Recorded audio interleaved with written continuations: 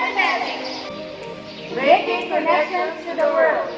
Empowering language on humanity. Let's bring the world of learning in one channel. Welcome to Visitors Communications English TV.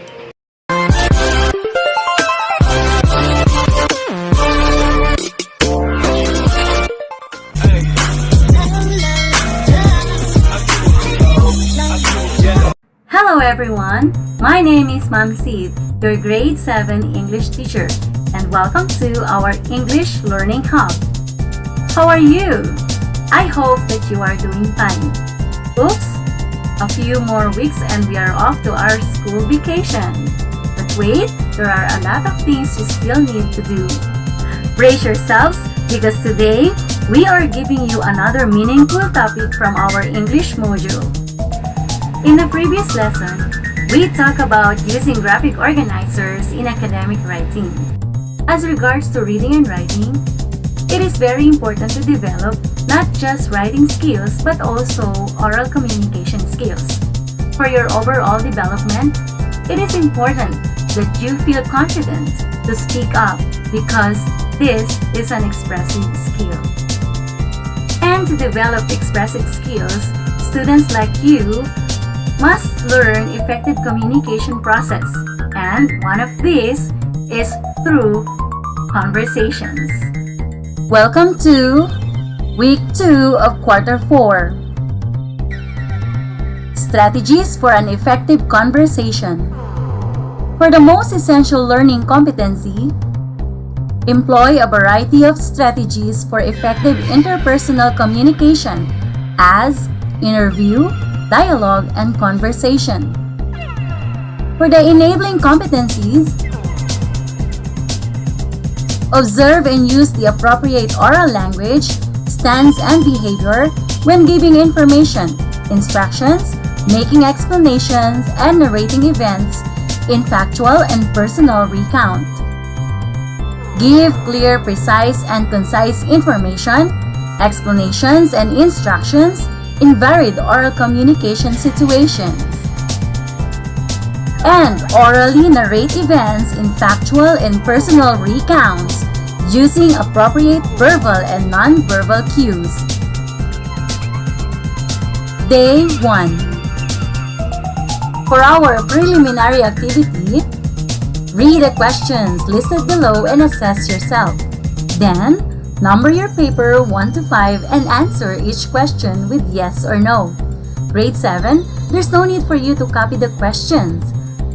You can just write yes or no for an answer. Let's begin.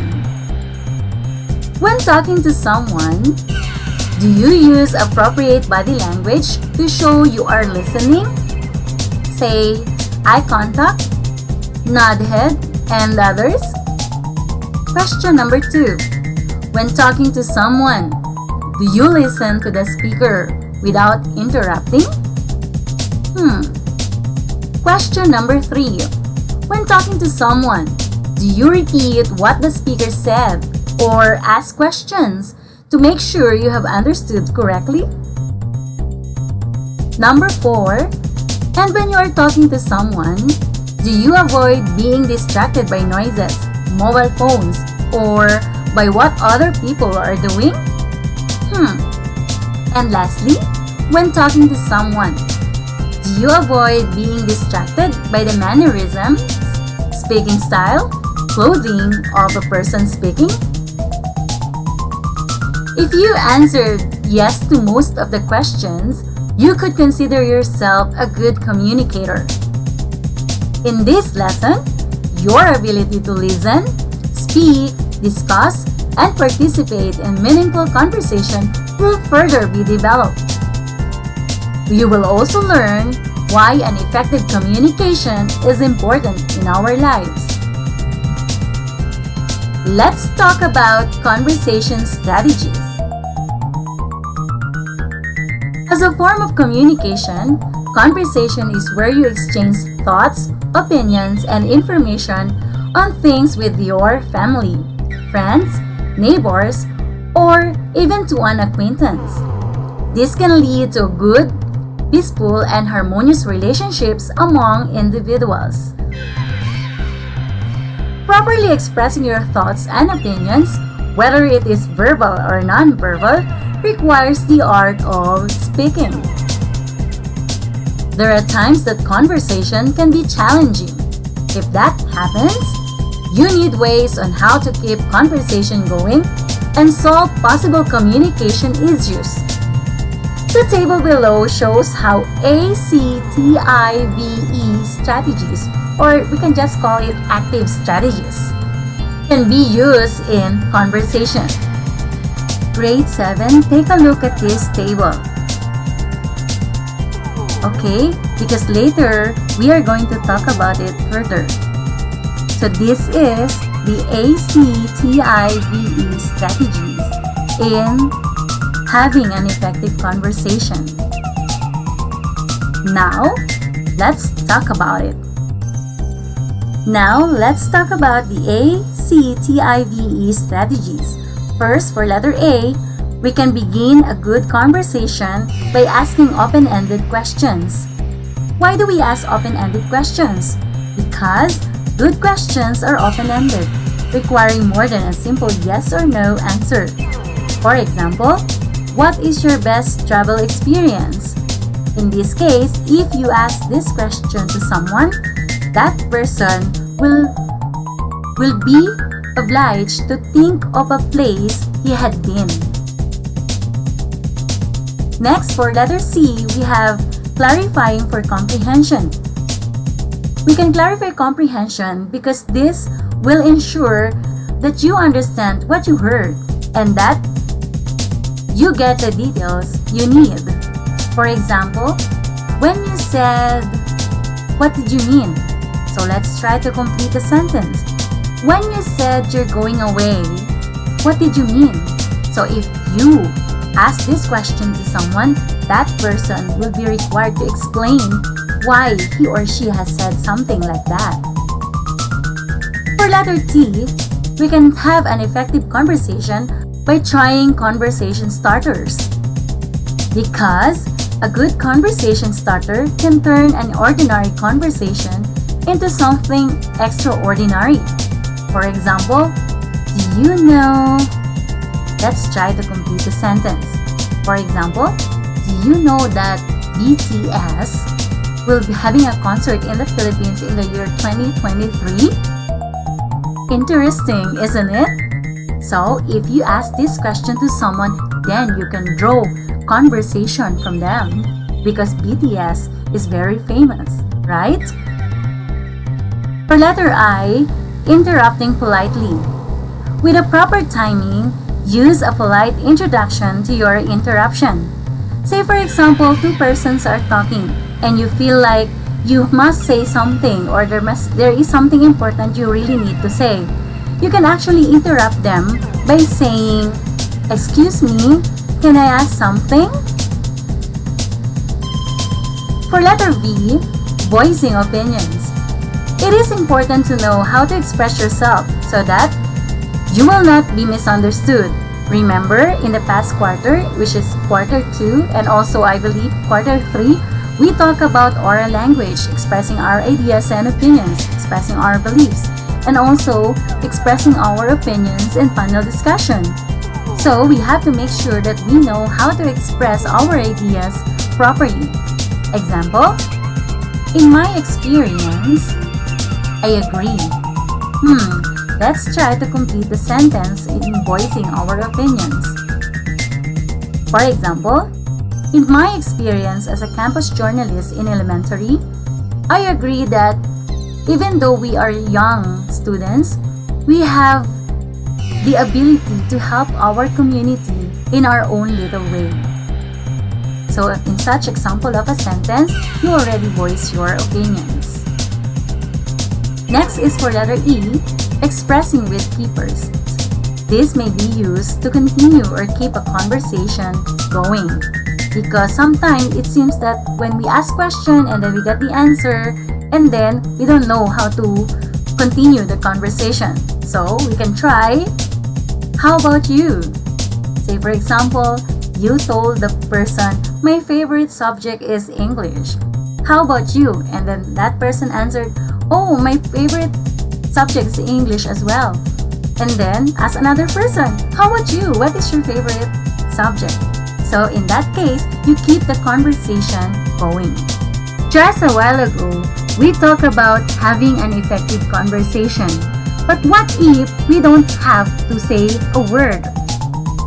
So this time, let's talk about nonverbal cues. So what is nonverbal cues? And what are the important things that we should know about it? To communicate, we do not always have to talk. Without realizing, people send or receive nonverbal cues in every conversation. It is another form of communication where people make facial expressions, eye contact, and hand and body gestures.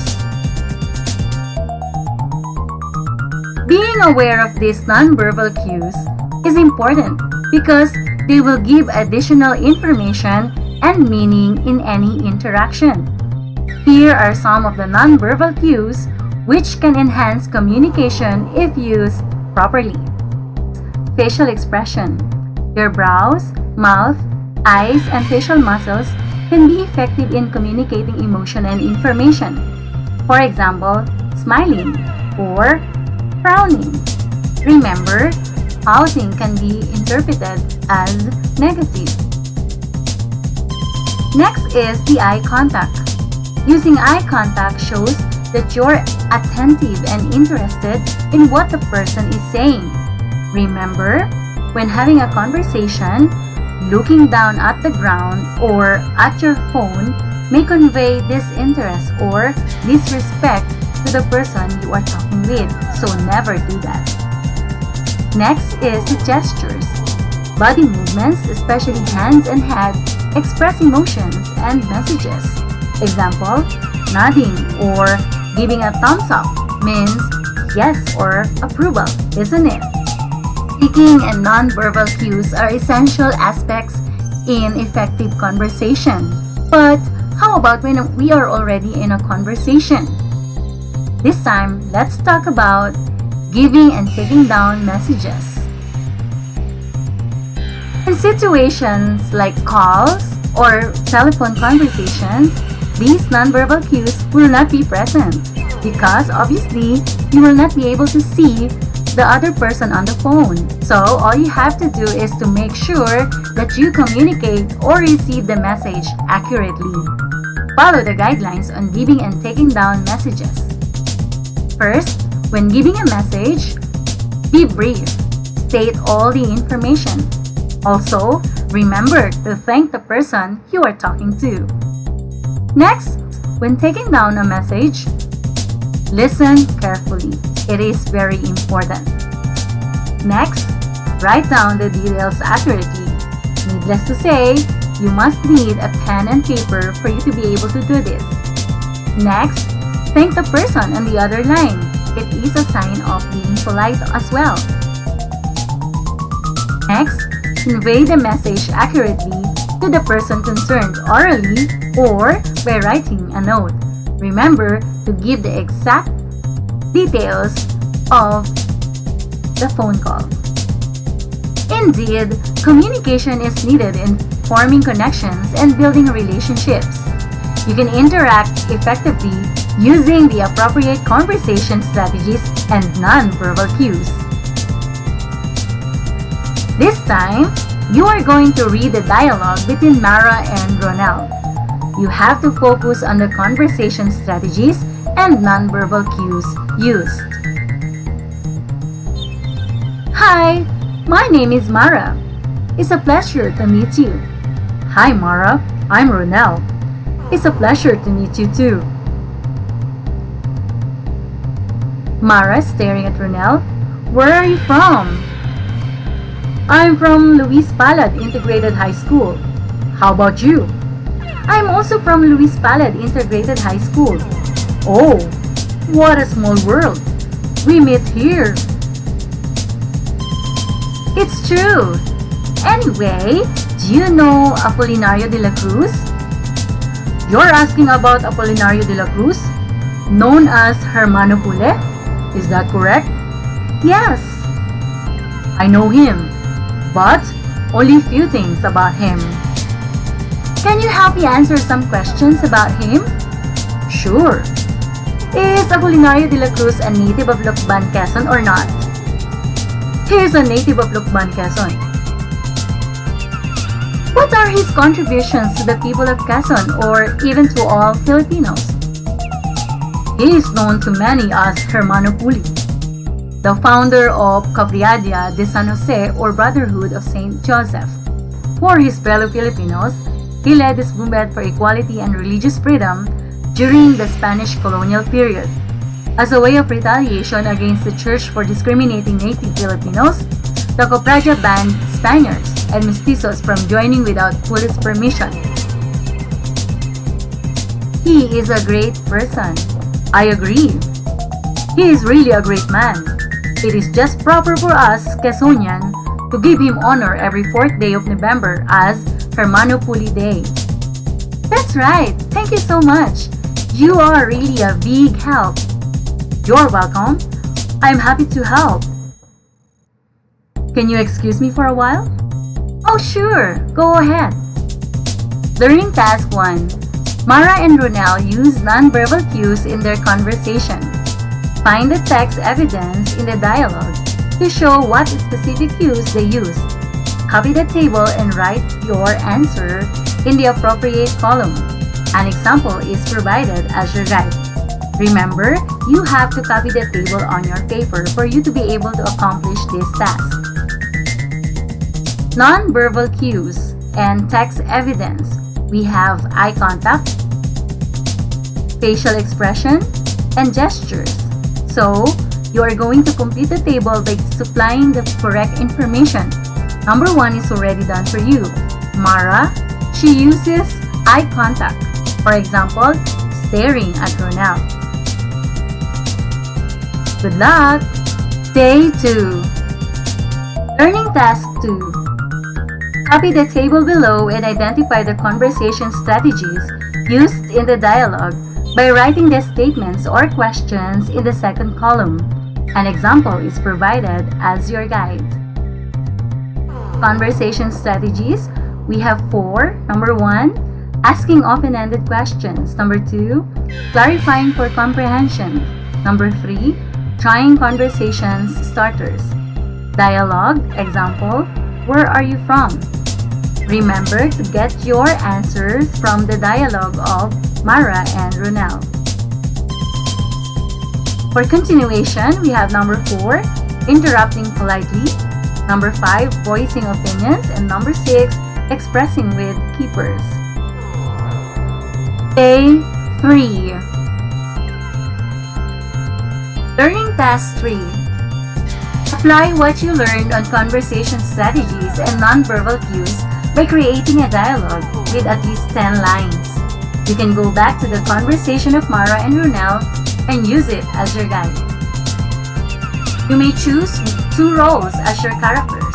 We have a grandparent, your mother, a new student, your best friend, a younger brother or sister, your teacher, your father, or a VIP visiting your house. Grade 7, I know how excited you are in making a dialogue, but remember to use only 2 characters. Do not use more than 2. Okay, so that means you are only going to use speaker 1 and speaker 2. So choose the roles from the given list of roles. Next, decide on one topic you will use in your conversation. There must be only one topic. Do not mix up your topics. So you can choose from food, favorite movie, talent or hobby, favorite book, work experience, sports or favorite team, memorable experience, and best travel experience. So remember, choose one topic for the conversation. Next, how will you be graded in this activity?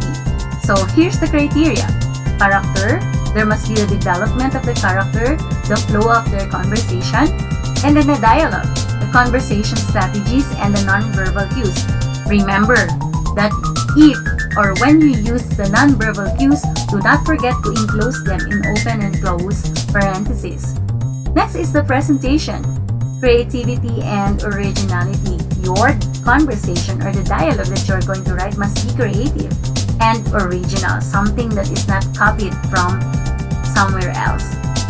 And then the mechanics, of course, spelling and grammar should be observed. So, the highest possible score that you can get from this activity is 20 points. Good luck! Day 4. Learning Task 5. Read the following statements and group the statements into 2 columns. Conversation is or conversation is not. Copy the table and write your answers on your paper. Remember, you have to divide the part of your paper into 2 columns. So, is it conversation is or conversation is not? We have waiting for my turn to speak, asking open-ended questions, interrupting the person who is talking, judging people based on their opinions, minding my gestures, eye contact, and facial expressions, listening carefully to what others say and responding to them, focusing on the mannerism, speaking style, clothing of the person speaking, being distracted by noises, mobile phones, or by what other people are doing. So, good luck! For the sources of our lesson for today, we have English Arts 1 textbook for first year, published in Quezon City in 2000 by Alcover, Edna M. and others. And we also have English Grade 7 Learners Materials, Philippines, printed by FEP Printing Corporation in 2017 by the Department of Education. Also, we have Module 2 Interpersonal Communication Facilitators Manual, assessed on May 1 by the Department of Education, and also a link that gives us the Module 2 of Interpersonal Communication in a PDF form. And also, we have Moving Ahead in English, first edition, published in Quezon City. There you have it! You have successfully gone through week 2 of quarter 4. You can use your time to review your answer and make sure that you did not leave any task unanswered. You may also contact your teachers if you have questions about your task. And lastly, do not forget to like our videos. And make sure that everyone in your family have already subscribed to our YouTube channel to show support to your English teachers at VCBEST MNHS. You can also share this video so that others can watch and learn. Please stay tuned for week 3 of quarter 4 coming up very soon. Bye! See you on our next session. Happy learning!